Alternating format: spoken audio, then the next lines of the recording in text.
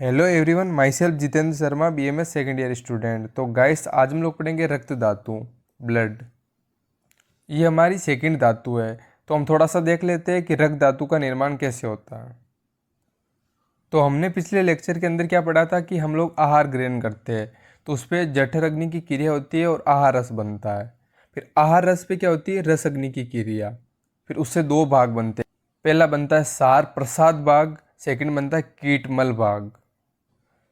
सार भाग के भी दो भाग होते हैं, स्थूल भाग और सूक्ष्म भाग। स्थूल भाग से तो क्या होता है, रस धातु की उत्पत्ति हो जाती है। और जो हमारा सूक्ष्म भाग है ना, उससे उपधातु की उत्पत्ति होती है, स्तन्य एवं आर्तव की। एक चीज और होती है इसी भाग में, रक्त अंश का निर्माण होता है। इसी से ही नेक्स्ट धातु की उत्पत्ति होगी, रक्त धातु की।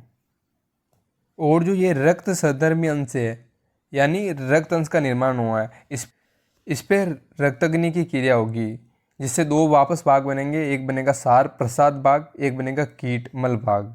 मल भाग तो हमारा पीत हो जाएगा। यहाँ पे ऊपर क्या था? कप था। अब सार भाग के दो भाग बनेंगे, एक बनेगा स्थूल, एक बनेगा सूक्ष्म।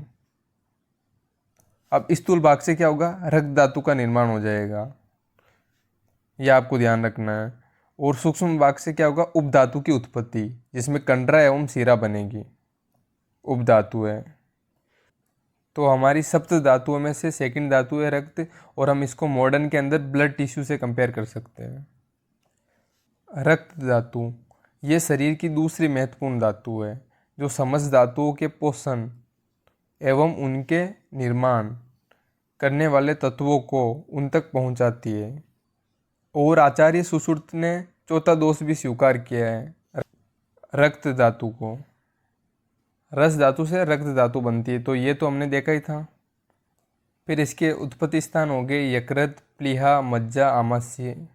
और यहाँ पे ये बताया हुआ है कि रस में उपस्थित रक्त सधर्मी अंश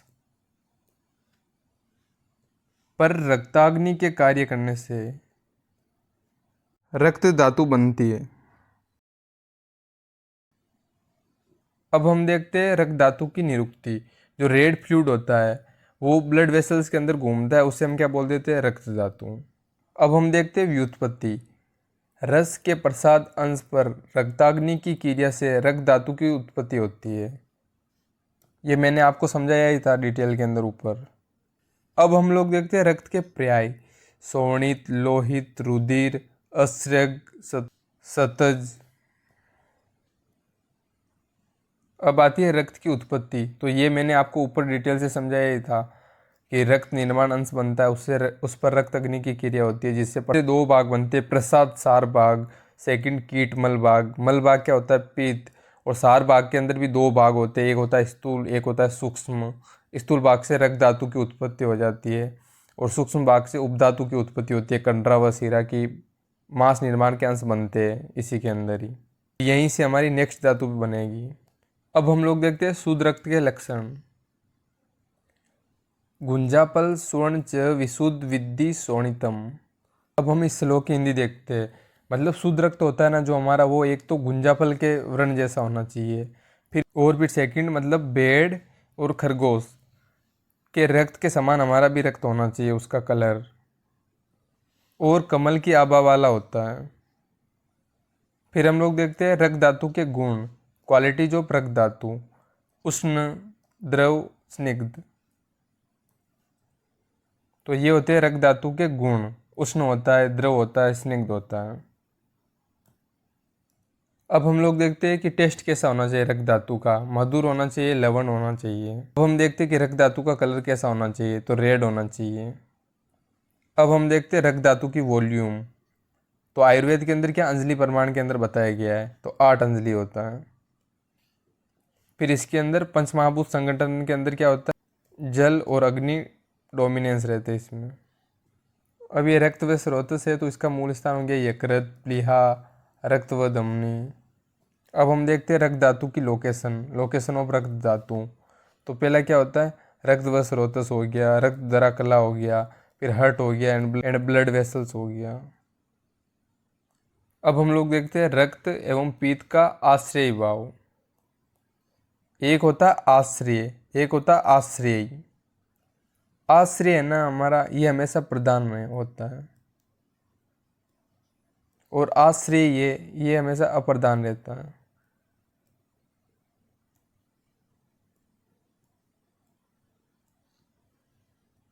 आश्रय मतलब क्या हो गया कि जो स्थान देता है, जैसे यहाँ पर रक्त है, उसके अंदर पित्त रहता है, तो रक्त ने पित्त को स्थान दिया है अपने अंदर रहने के लिए।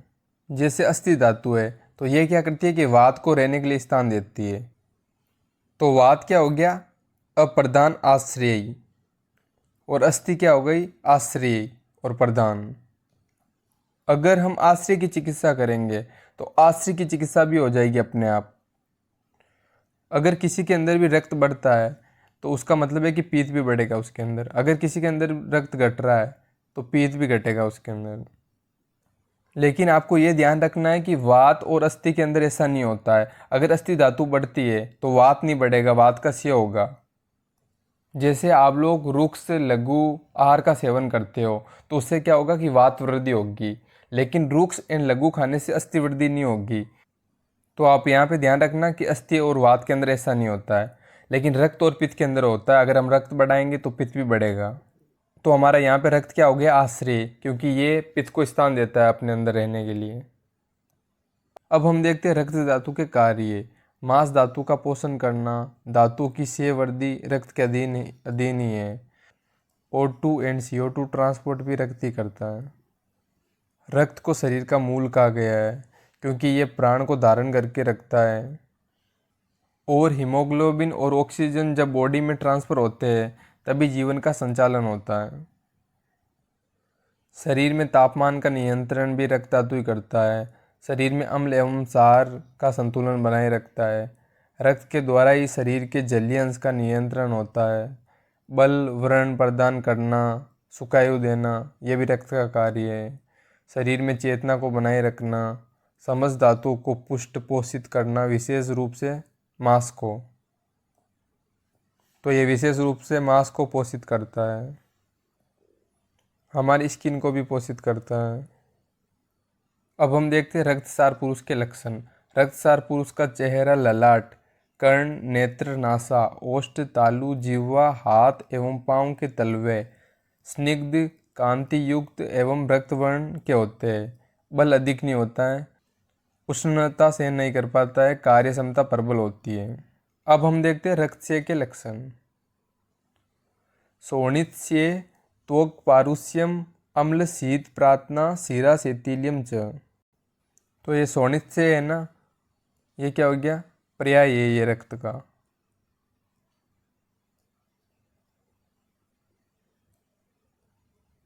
त्वक पारुष्य मतलब त्वचा रुक्ष हो जाती है और कठोर हो जाती है, रुक्ष एवं कठोर।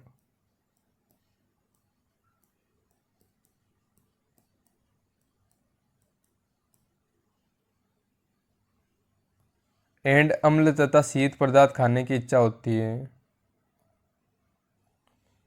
शिराओं में शिथिलता तथा खालीपन आ जाता है।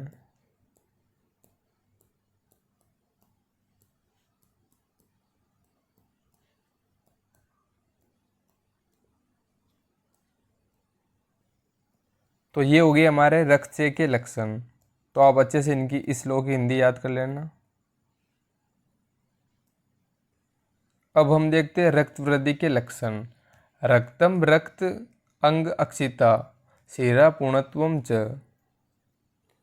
मतलब त्वचा, नेत्र तथा नक में लालिमा, शिरा पूर्णता यानी हाई ब्लड प्रेशर, और स्पिन का साइज भी बढ़ जाता है, और अग्नि प्रदीप्त हो जाती है, हमारी जठर अग्नि का नाश होने लगता है। अगर रक्त वृद्धि हो जाती है तो अब हम देखते हैं चिकित्सा। रक्त पीतनाशक चिकित्सा होती है। एक तो एक रक्त मोक्षण होता है। रक्त मोक्षण के अंदर क्या होता है कि अगर रक्त बढ़ जाता है तो दूषित रक्त को निकाल दिया जाता है। और एक लाइन ये भी है कि अगर आप लोग आज खाना खाते हो तो क्या होता है, 5वें दिन रक्त बनता है उसका।